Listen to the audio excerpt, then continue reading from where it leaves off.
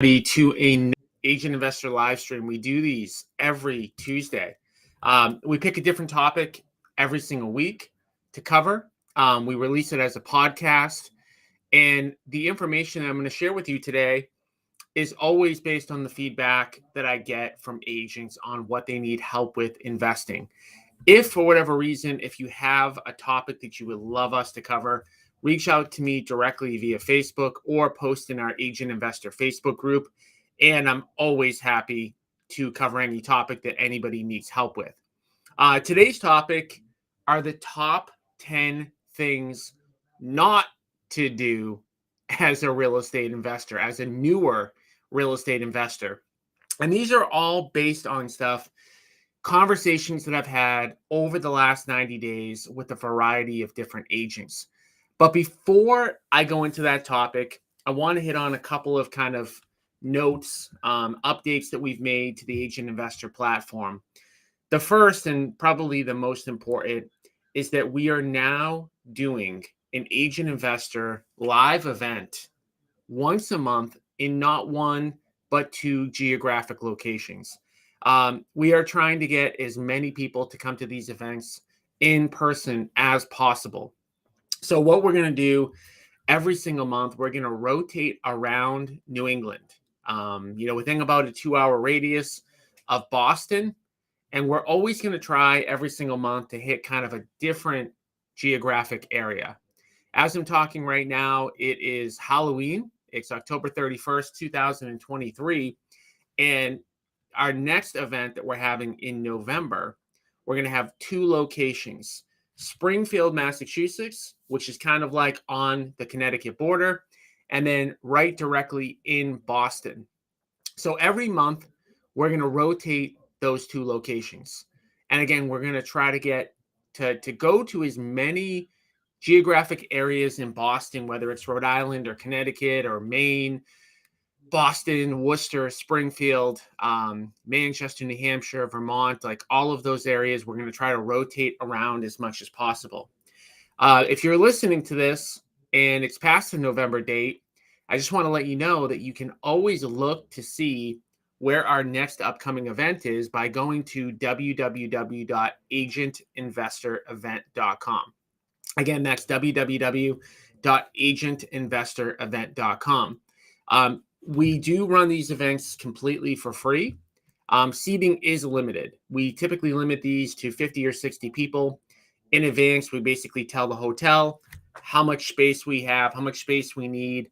And, it's up to you to register for free as soon as you possibly can. Because once we kind of commit to these hotels, we can't add extra people. So if you're the least bit interested in attending one of our upcoming events, I highly recommend you go to www.agentinvestorevent.com now and register. Even if you're not 1,000% sure if you can make the day, if you can make the time, I'd rather have you register for the event early. You can always tell us after the fact that you can't make it, and then we can open up the slots. But if you're interested, please attend. I will tell you that nothing beats an in-person event ever. Some of my biggest breakthroughs in my 20-year career have come from in-person events. You can listen to YouTube videos. You guys can watch my live streams. You can, listen to podcasts. But there's something about being in person, being able to actually communicate like one-to-one, being in a room with a group of other investors that's really much, much more impactful than, just listening to a podcast or listening to a YouTube video. It allows you to ask questions. It allows you to meet other investors, not just myself. So I highly recommend that you attend as many of our events as you can. And like I mentioned a second ago, that we're going to be rotating through New England. I understand that there are definitely people in our Facebook group that are from all over the country.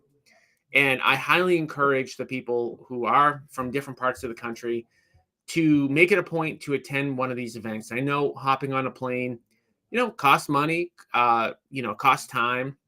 But at the end of the day, we run our events for free. The information that we give away for free is just as good, if not better, than people who charge $500, $1,000, $2,000 for their events. So while it does cost you money to pay for a plane ticket to get on a plane, you're not paying for the actual ticket to come to the event. So our events are free, at least temporarily. So, again, make it a point, www.agentinvestorevent.com. You'll be able to see the topics of the events. You'll be able to register for the events, etc.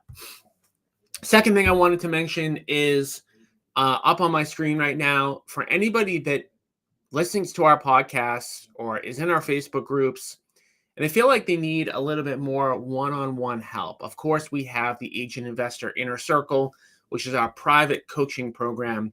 But I give everybody the ability to book a call with me directly, one-time call, even if you're not in the inner circle. Okay, this is just, partly me kind of giving back to the community, but also to give you a taste of what it's like to be in the inner circle.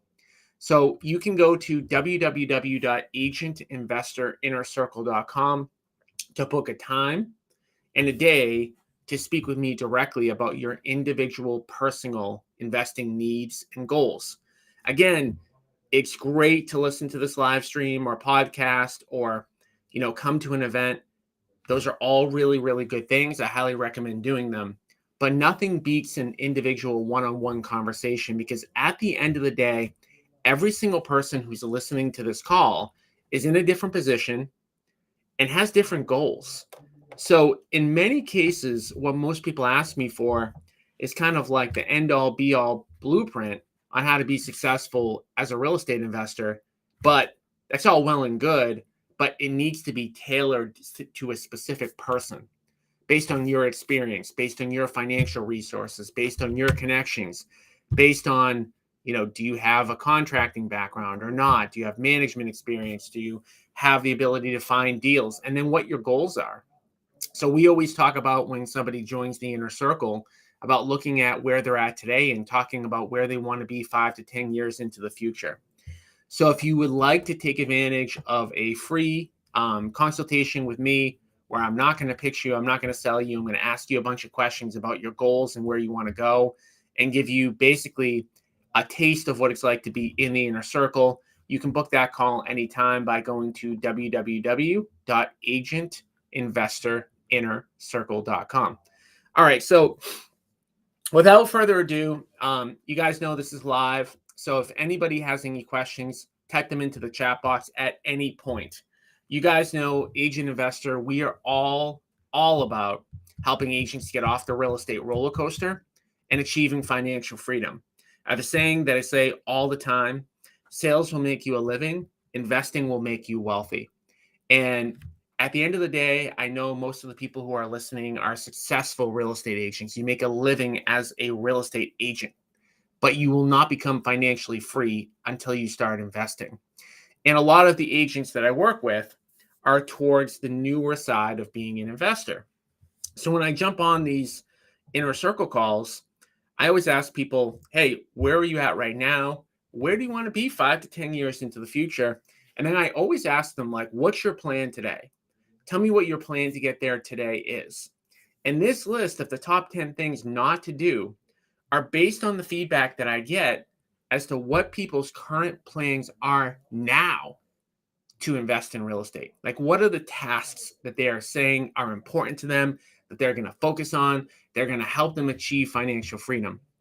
And I don't mean to be negative or put any negative spin on this, but a lot of the top 10 things not to do are based on things that people are telling me that they're focused on today. And a lot of these things are the wrong things to do. And some of them are just time wasters. Some of them won't be effective. Some of them won't work. Some of them are dangerous. Some of them will cost people to lose money.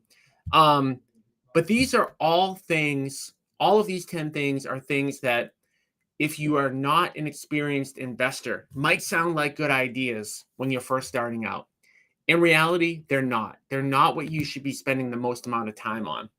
So one of the principles that we run on, our company runs on something called the Entrepreneurial Operating System. If you haven't read the book Traction by Gino Wickman, I highly recommend it. But essentially, it forces you every single quarter to list off your top 4 to 6 priorities for the quarter. And there's a theory, and I don't even know if I want to call it a theory. It's pretty much a fact. We all have limited time, so we've got to spend it the right way. And we always have to focus on the things that are going to move the needle in our business today, in the next quarter. And if I were to flip my screen around, I would be able to show you my whiteboard. And my whiteboard has 101 ideas of all things that I want to do this quarter, right?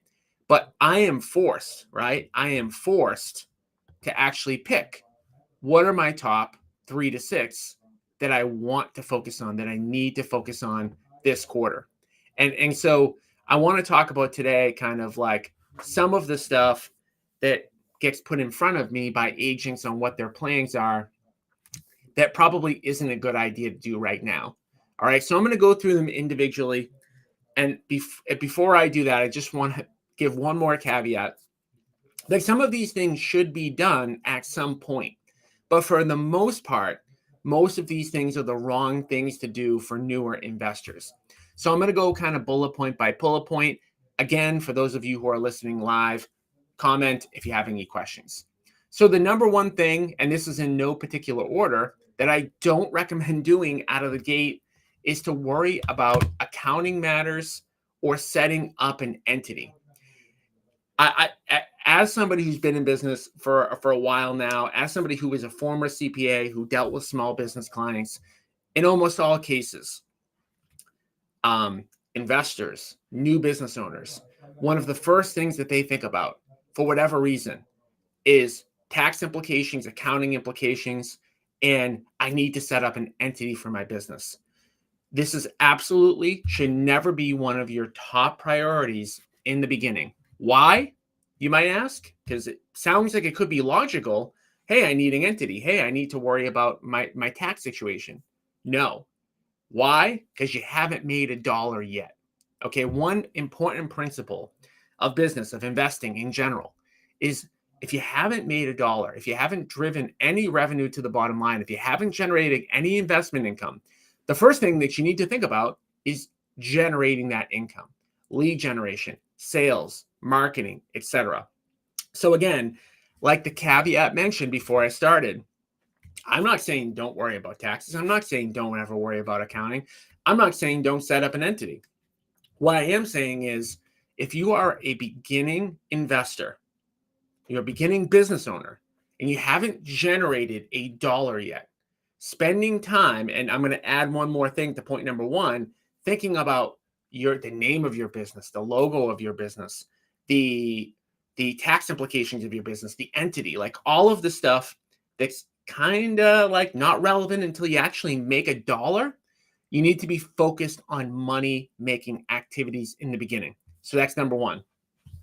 Number two, top 10 things that I do not recommend doing when you're a beginning investor. And I see this all the time. Number two is I'm going to start later. I'm going to start later. And there are so many reasons why starting later is bad. First and foremost, like, there is never a good time to start doing anything. I don't care if you want to get in shape. I don't care if you want to build a business. I don't care if you want to build a house. I don't care if you want to invest. There's never going to be a good time to start. Later typically means never. In fact, the most successful people are very impatient. Now, being impatient isn't necessarily a great thing all the time, but you have to have a little bit of impatience to you when it comes to investing. There's never going to be a good time to start, but I do want to make a second point with the impatient part, which is that when people typically tell me that they're not ready to start investing yet, it's because they don't understand what they would actually be doing today to start investing. Meaning, when most people tell me, hey, I'm going to start investing in a year, in 2 years, in 3 years, in 6 months, they think that means that all of a sudden one day they're going to wake up 6 months from now, a year from now, 2 years from now, and they're going to buy a piece of property, which is not what I would recommend doing. What I would recommend doing for every single person who's in kind of the beginning phases of investing is you've got to get educated. Building your educational building blocks is the most important thing you can do. And you cannot give me a reason why you can't start that now. Reason being is we've got so many ways for you to get educated on the go. And I'll just give you one of the most simple examples, right? So obviously I have a podcast, the Agent Investor Podcast. You can listen to the episodes at www.agentinvestorpodcast.com. There is nobody on this listening right now that can tell me that they don't have 2 hours a week to listen to podcasts. Because listen, you're an agent, you're in your car, you're on a walk, you're at the gym, you're doing your laundry, cleaning your house. You've got an hour or 2 hours every single week. So one of the first steps that people don't really think about when it comes to investing is getting an educational base. You can get that educational base very easily by listening to our podcast, by coming to our events, etc. So putting that off doesn't ever make any sense because, again, you are doing things in your life today where you could have a podcast on in the background. I promise you that you can come to our event every single month, right? That's few hours a month. Easy to do, right? That is where I would start. There is no reason to put that off. So when people say, hey, I'm not ready to invest now, it's okay to not be ready to buy a house now. It's okay to not be ready to do a lot of investing activities, but there's no reason why you can't learn. Download podcast episodes, come to our event at www.agentinvestorevent.com. All right, third thing, I see a lot of people that are getting into investing try to do in the beginning phases, and they talk about doing when I say, hey, what's your plan? A lot of times people think, especially if they're lead generating for off-market deals, they think they need this big wholesaling list. Like, I need a huge buyer list. And I see a lot of newer investors even reach out to me and they're like, hey, Tom, what do you buy? What's your buy box? Tell me what I can look for. That's going about it in a backwards manner. Because at the end of the day, especially in the market that we're in right now, great deals are very, very scarce. So when people ask me, like, what do I buy? Right? I buy everything. Everything that I can buy that will make a profit. So you don't need to specialize a marketing campaign for any one investor. And you also don't need this massive buyers list, right? In every market, I don't care where you're listening. I don't care if you're in LA, Boston, Chicago, Atlanta, doesn't matter. There's like 10 investors that do most of the deals. You don't need a huge buyer list. You need to connect with just a few of those people. But you shouldn't even be worried about that until you actually have a deal. So a lot of what I'm saying today isn't, again, my caveat in the beginning. It's not that you shouldn't be doing this stuff at some point. It's that building a buyer's list is like step 4, 5, 6, and 7, not step number 1. So inherent in a lot of the things that I'm saying right now, like, what are some of the things that you should be doing? Like, you should be generating revenue, finding off-market deals, right? You should be working on revenue generating activities. And for those of you who don't know about our partnership program, if you're in the New England area, you don't even need a buyer list, right? Because if you have an off-market deal that makes money, you send it to us, we'll put up the money, we'll do the construction, and we'll split the profits 50-50. Our average profit per deal on deals that agents send us is $80,000, which means that you don't need a buyer's list because if you work with us, you're going to make about $40,000 per deal. And of course, profits are all over the place, but that's the average for what we're doing right now. So do not start by building a buyer list. All right, number 4 thing not to do as a newer investor. Now, I said a couple minutes ago, you need to be a little bit impatient. But number 4 thing not to do is not to be stupidly impatient and go run out and do a deal. Especially if you're not ready, especially if you've not built that foundational education base yet. If you're talking about fixing and flipping, I would highly recommend partnering with us before you do your own deal, right? That way you're protecting yourself. If you're buying and holding, I would strongly recommend getting into the inner circle, having us help you analyze those deals. But you don't need, in the beginning, to run out and force a deal. And I see this happen. I deal a lot of times with people on two ends of the spectrum. I deal with people that are always like, hey, I'm going to do this next year. I'm going to do this tomorrow. Then I have people that are like, hey, I know that you recommended that I get an education base first, but I just put an offer in on a property and I'm closing on it tomorrow. You really don't want to be in either of those camps, right? You want to buy when it's the appropriate time. You don't want to, take too long, but you also don't want to run out and do something just to do it. So that's number 4. Number 5, see this all the time. Do not go out and work with somebody to pitch their bad deals. Okay. So we call this daisy chaining in the investment world, which is basically somebody goes out, gets the property under contract, off market, and then all of a sudden 10 other people are promoting that deal. And it's typically not a good deal. So pitching other people's bad deals.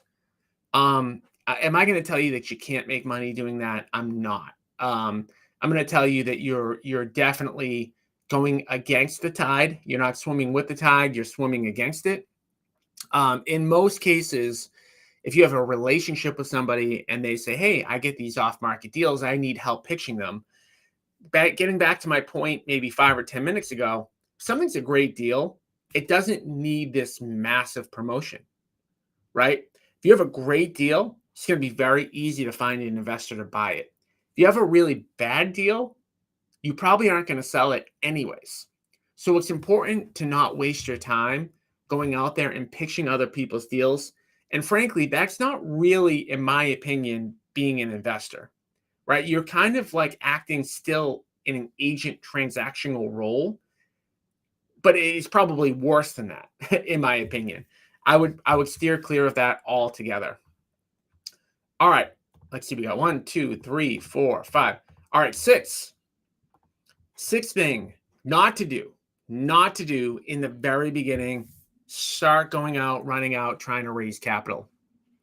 Now, we teach and train on how to raise capital. I'm not saying don't ever raise capital, but you need a track record to start.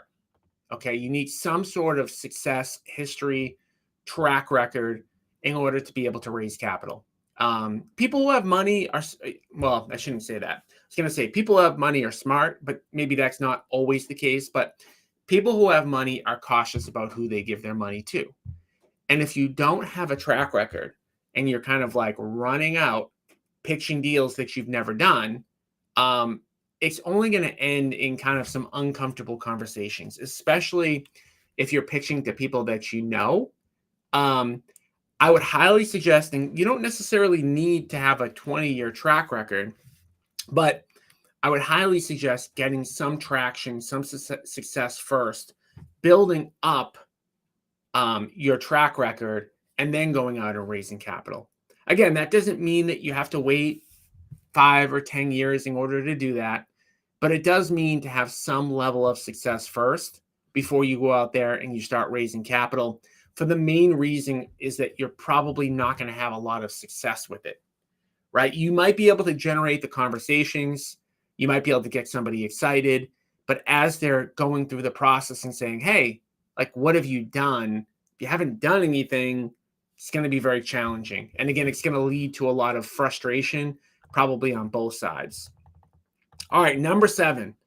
This one is maybe the top one. Top thing not to do. It's really, really important.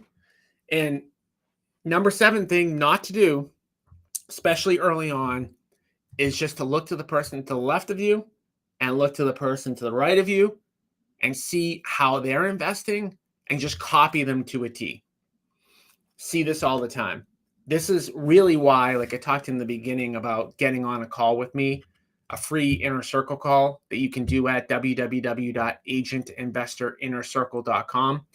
I see this all the time. You might have a friend who's had some success investing, or they're in the beginning phases of their investing, and maybe they listened to a podcast or watched a webinar or went to an event, and they're telling you all about how they're going to do short-term rentals or warehouse investing, and they kind of convince you because maybe there's somebody that you trust and you like, and maybe they've been successful in the past. And then all of a sudden, without really too much thought, all of a sudden you're trying to do the same exact thing as them.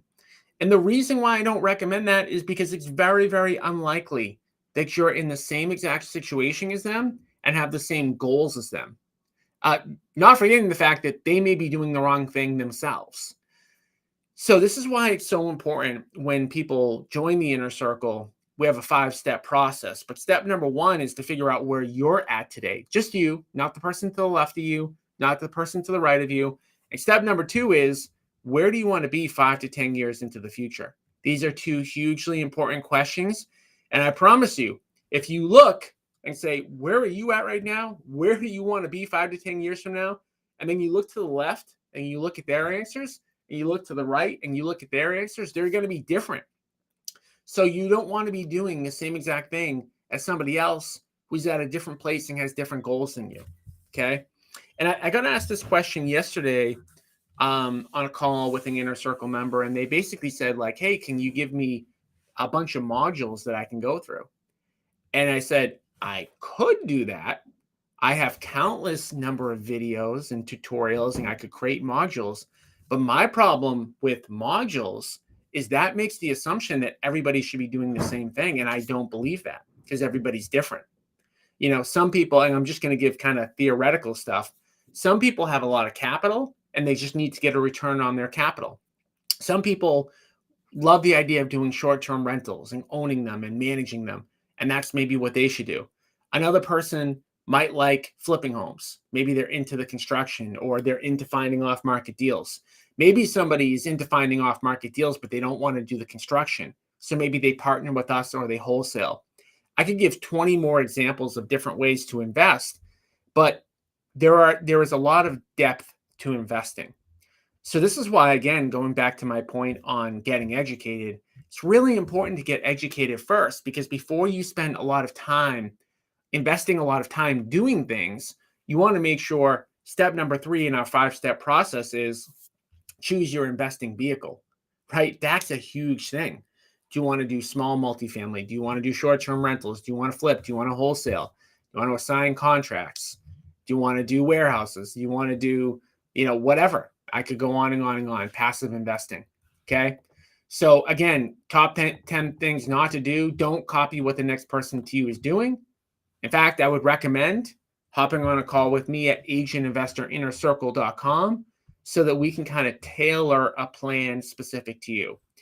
And if you don't want to hop on a call with me, that's fine, but still take the advice. Don't just copy the person next to you. All right. Step number 8. This one drives me bananas. Anybody who follows me on Facebook, which you can do by going to Tommy Caffarella on Facebook, making offers on the MLS. And anybody that knows this knows that I made, I think it was 1,800 offers on the MLS in the last 60 days. And I got a total of 0 accepted. And the only reason I made those offers on the MLS is because I had posted something about saying you can't get deals on the MLS. I had a friend actually reach out to me and said, hey, I know kind of a way to do this. You might want to try it this way. So I took his advice. I made those, tons of offers, and I got none accepted. And really, even if I had got 1 accepted, it still to me would prove the point that the best deals to be had are not on the multiple listing service. It is very easy to make offers on the MLS. It's why everybody does it, right? It's why in every industry of success, there is always kind of, I don't want to call it a get rich quick scheme, but there's always like 5-minute apps or 10-minute, this, or, 1 minute that. Like we're humans. We all want the path of least resistance to success.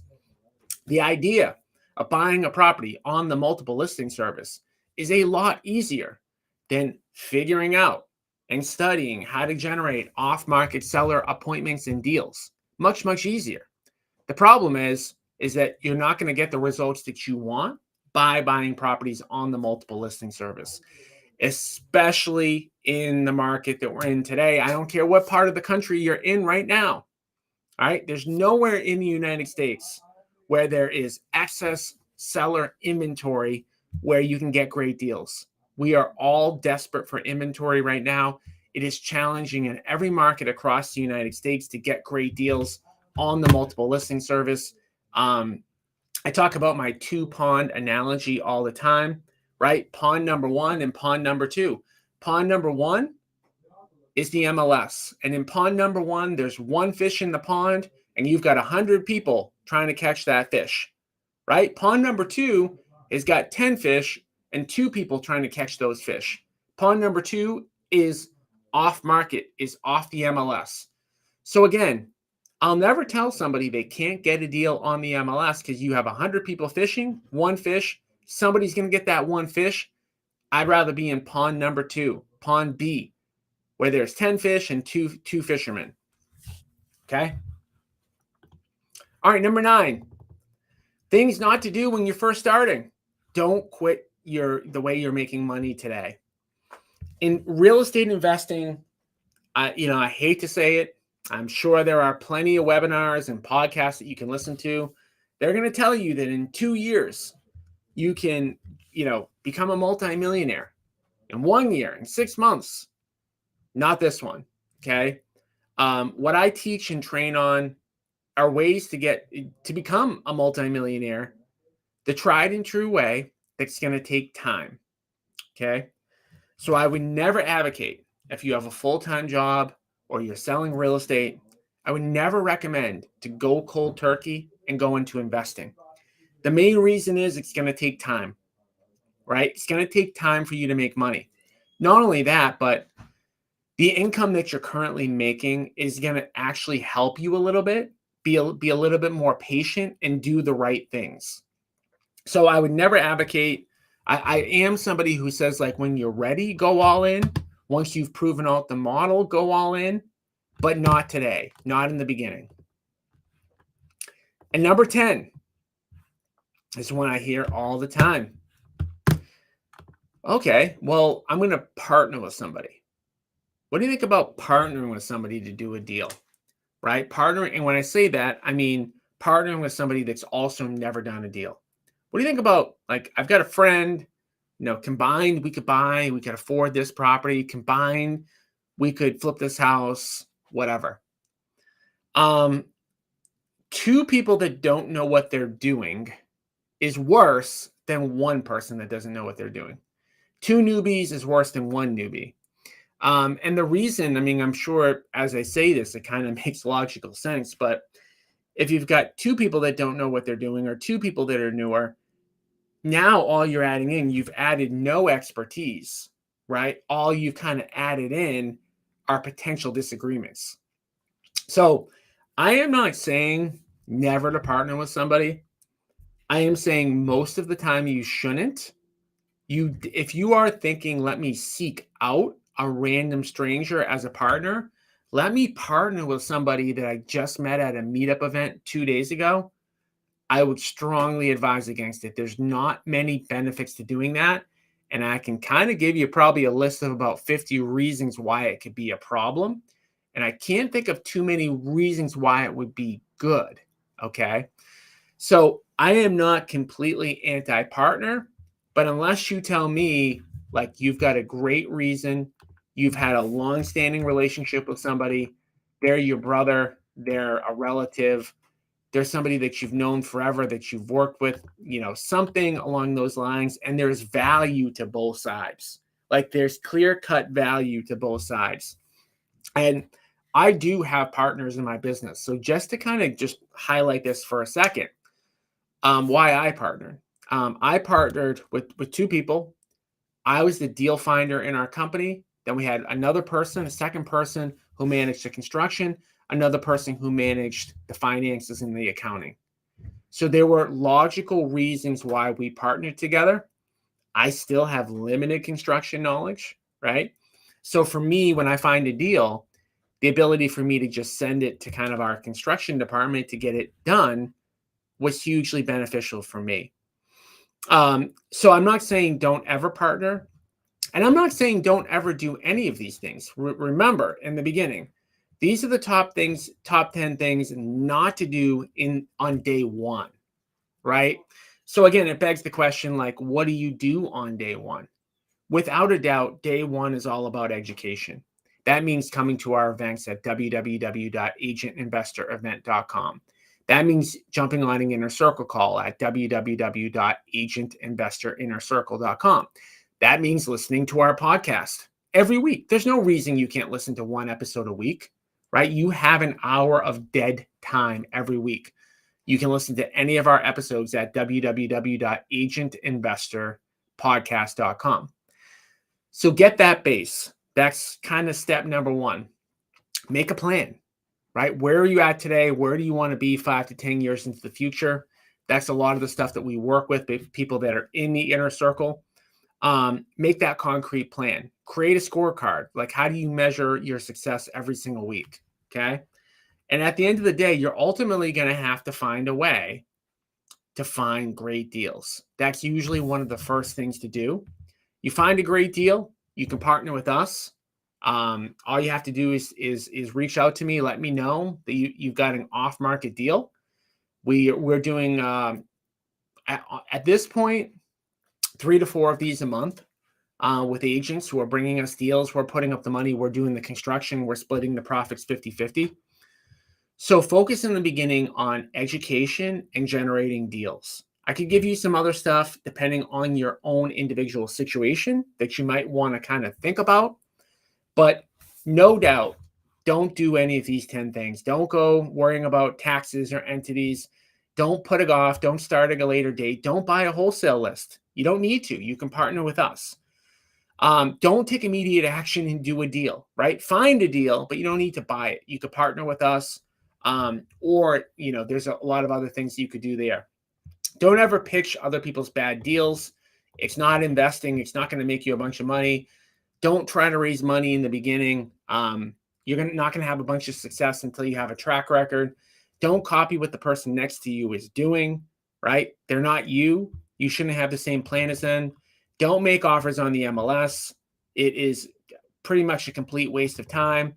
Don't quit your money-making job yet until you're generating income. And don't try to run out and find a partner who's never done a deal before just because you want to do it with somebody. So I want to thank everybody for tuning in today. A bunch of people were live. I know this is also going to probably be released on our podcast at some point. Guys, again, can't stress enough, get educated first. Come to one of our events at www.agentinvestorevent.com. As much as we're trying to rotate these, I know they're still not always going to be convenient for everybody all the time. Take the time, right? If investing is important enough to you, put it first, right? I know you're busy. I'm busy. I know that a lot of times, especially as an agent, you get busy with transactional stuff.